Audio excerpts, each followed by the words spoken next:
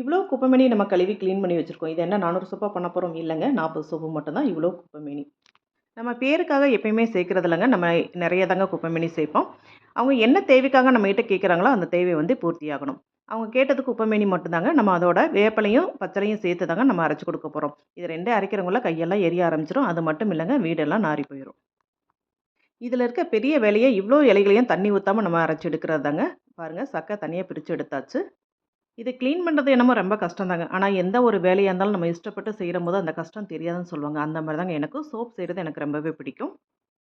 3 வருஷமா நம்மள நம்பி ஒருத்தவங்க வாங்குறாங்கன்னா, அவங்களுக்கு எந்த அளவு பெஸ்ட்டா செஞ்சு குடுக்கணுங்க. அந்த அளவுக்கு தாங்க பெஸ்ட்டா நான் எப்பயுமே செஞ்சு குடுப்பேன். இந்த அளவு கலர் வருதுன்னா, குப்பைமேனி நெறைய சேர்த்ததுனால தான் இந்த அளவுக்கு கலர் வருது.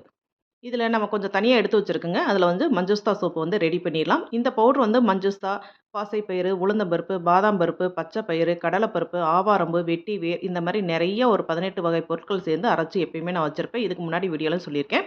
அது கூட வீட்ல எடுத்த பட்டர் தாங்க. அன்சால்டட் பட்டர் வந்து நம்ம சேர்த்து இந்த சோப்பு வந்து ரெடி பண்ண போறோம். என்னங்க சோப்பு எப்படி இருக்கு? வீடியோல ரொம்ப வேக வேகமா பேசியிருப்பேன். ஏன்னா, நம்மளுக்கு 2 பக்கமும் பாதை இருக்கிறதுனால வண்டி சவுண்ட் அதிகமா இருக்கும். இப்ப கூட கதவ பூட்டிட்டு தான் பேசிட்டு இருக்கேன். Thank you so much.